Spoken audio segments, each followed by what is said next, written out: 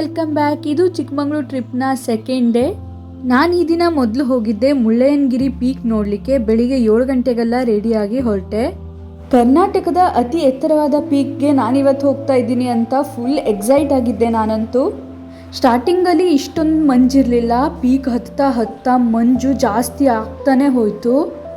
ನನಗೆ ಆ ಪೀಕ್ ಹತ್ತಾ ಯಾವ ಥರ ಅನಿಸ್ಬಿಡ್ತು ಅಂದರೆ ನಾನು ಸ್ವರ್ಗದಲ್ಲೇ ಇದ್ದೀನಿ. ಆಮೇಲೆ ನಮ್ಮ ಭೂಮಿಲಿ ಅದು ನಮ್ಮ ಚಿಕ್ಕಮಂಗ್ಳೂರಲ್ಲೇ ಈ ಥರದ್ದೊಂದು ಪ್ಲೇಸ್ ಇತ್ತಾ ಅಂತ ಒಂದ್ಸರಿ ಆಶ್ಚರ್ಯ ಆಗ್ಬಿಡ್ತು ನನಗೆ.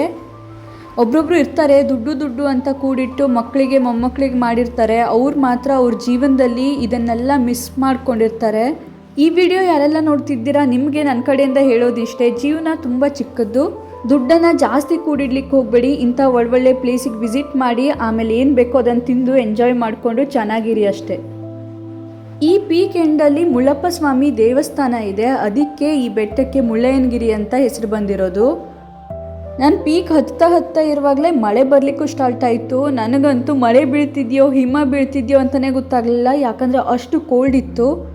ನಾನಂತೂ ಫುಲ್ ಕವರ್ ಅಂದರೆ ಸ್ವೆಟ್ರ್ ಮೇಲೆ ಜಾಕೆಟ್ ಮೇಲೆ ರೇನ್ಕೋಟ್ ಅಂತ ಹೇಳಿ ಫುಲ್ ಕವರ್ ಮಾಡ್ಕೊಬಿಟ್ಟಿದ್ದೆ. ನಾನು ಇದೇ ಫಸ್ಟ್ ಟೈಮ್ ನನ್ನ ಜೀವನದಲ್ಲಿ ಚಿಕ್ಕಮಂಗ್ಳೂರಿಗೆ ಬಂದಿರೋದು.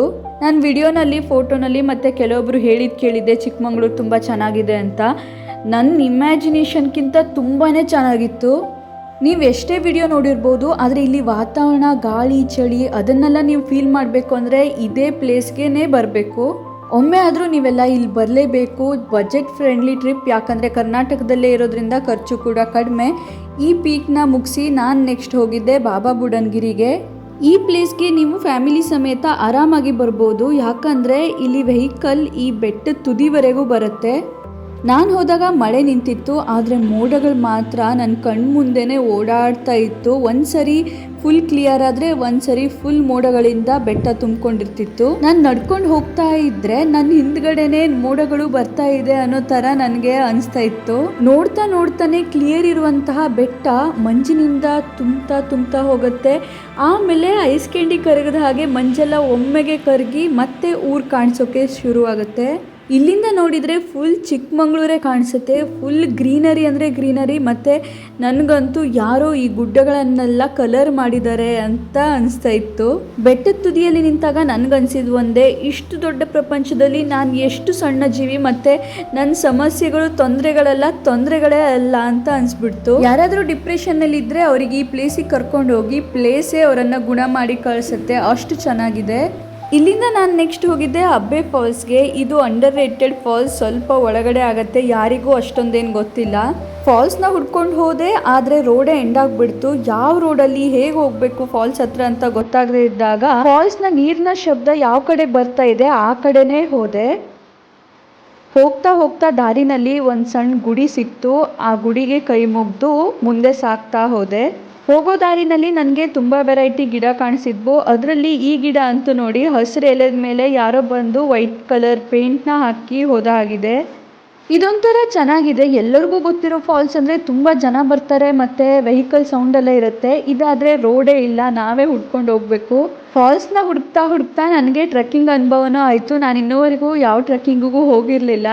ಏನೋ ಒಂಥರ ಹೊಸ ಎಕ್ಸ್ಪೀರಿಯನ್ಸ್ ಮತ್ತು ಎಕ್ಸೈಟ್ಮೆಂಟ್ ಜಾಸ್ತಿ. ನಾವೇ ಹುಡ್ಕೊಂಡು ಹೋಗೋದಲ್ವ, ಅದಕ್ಕೆ ಹೇಗಿರುತ್ತೆ ಅಂತ.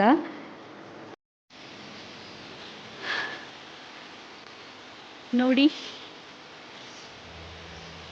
ಫುಲ್ ಗ್ರೀನರಿ, ಮಧ್ಯದಲ್ಲಿ ಸ್ವಲ್ಪ ದಾರಿ, ಸಣ್ಣ ದಾರಿ, ಅದರಲ್ಲೇ ಹೋಗಬೇಕು.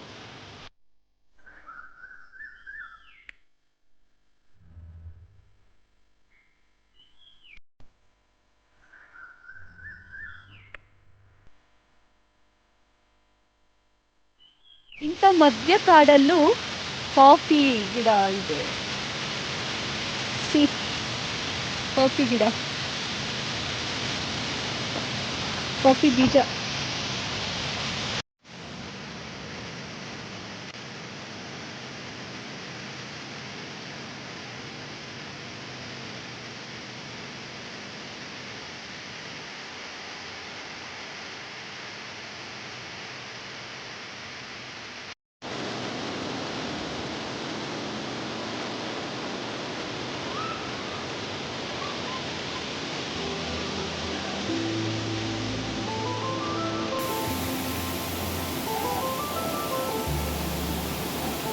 ಆ ಕಡೆ ಕರ್ಕೊಂಡು ಹೋಗ್ತೀನಿ. ಕೆಲವೊಬ್ರು ನಮ್ಮ ಥರನೇ ಹುಡ್ಕೊಂಡು ಬಂದಿರೋರು ನೀರಿನಲ್ಲಿ ಆಟ ಆಡ್ತಾ ಇದ್ದಾರೆ. ಆ ಕಡೆ ಹೋಗಿ ನೋಡೋಣ ಬನ್ನಿ.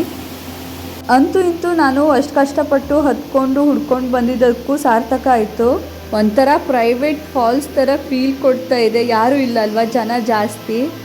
ಫಾಲ್ಸ್ ಸುತ್ತಲೂ ನಿಮ್ಗೆಲ್ಲರಿಗೂ ಹೇಗಿದೆ ಅಂತ ತೋರಿಸ್ತೀನಿ ಬನ್ನಿ. ಎಷ್ಟು ಗ್ರೀನರಿ ಅಂದರೆ ಸುತ್ತಮುತ್ತಲೂ ಒಂದು ನರಪಿಳ್ಳೆನೂ ಇಲ್ಲ.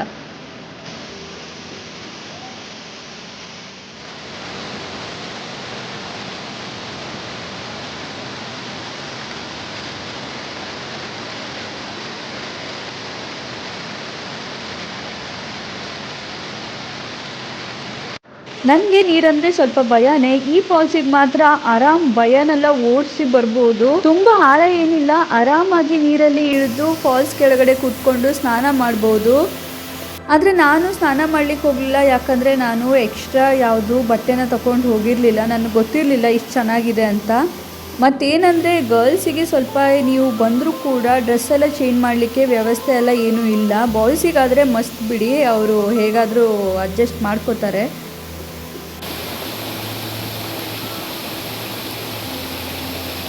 ನೋಡಿ, ನಾನು ನಿಮಗೆ ಜಾಸ್ತಿ ಜನ ಯಾರು ಬರದೇ ಇರುವಂತಹ ಒಂದು ಅಂಡರ್ ರೇಟೆಡ್ ತುಂಬ ಸುಂದರವಾದಂತಹ ಫಾಲ್ಸ್ಗೆ ನಿಮ್ಮೆಲ್ಲರನ್ನೂ ಇವತ್ತು ಕರ್ಕೊಂಡು ಬಂದಿದ್ದೀನಿ. ಮತ್ತು ನೀವು ಕೂಡ ಎಲ್ಲಾದರೂ ಈ ಸರಿ ಹೊರಗಡೆ ಹೋಗಬೇಕು ಅಂತ ಪ್ಲ್ಯಾನ್ ಮಾಡ್ತಾ ಇದ್ದರೆ ಚಿಕ್ಕಮಂಗ್ಳೂರನ್ನ ನಿಮ್ಮ ಲೀಸ್ಟ್ಗೆ ಹಾಕೋಬಿಡಿ. ಹಾಗೆ ನಾನು ಯಾವ್ಯಾವ ಪ್ಲೇಸ್ನ ತೋರಿಸಿದ್ದೀನೋ ಆ ಪ್ಲೇಸ್ಗೆಲ್ಲ ಬಂದರೆ ನಿಮಗೂ ಕೂಡ ಹೊಸ ಎಕ್ಸ್ಪೀರಿಯನ್ಸ್ ಆಗುತ್ತೆ.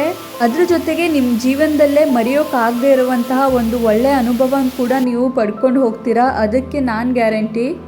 ಚಿಕ್ಕಮಂಗ್ಳೂರು ಡೇ 1 ವ್ಲಾಗ್ನ ನಾನು ಈಗಾಗಲೇ ಅಪ್ಲೋಡ್ ಮಾಡಿದ್ದೀನಿ. ಮಿಸ್ ಮಾಡದೆ ಆ ವಿಡಿಯೋನ ನೋಡೋದ್ರ ಜೊತೆಗೆ ಅಲ್ಲಿ ಹೇಳಿರುವಂಥ ಪ್ಲೇಸಸ್ನು ಕೂಡ ನಿಮ್ಮ ಲೀಸ್ಟಲ್ಲಿ ಹಾಕೊಳ್ಳಿ. ವಿಡಿಯೋನ ಆದಷ್ಟು ನಿಮ್ಮ ಫ್ಯಾಮಿಲೀಸ್ಗೆ, ಫ್ರೆಂಡ್ಸ್ಗೆ ಶೇರ್ ಮಾಡಿ, ನನಗೆ ಸಪೋರ್ಟ್ ಮಾಡಿ. ನೆಕ್ಸ್ಟು ಇನ್ನೊಂದು ಒಳ್ಳೆ ಕಂಟೆಂಟ್ ಜೊತೆಗೆ ಬರ್ತೀನಿ. ಅಲ್ಲಿ ತನಕ ಬಾಯ್ ಬಾಯ್.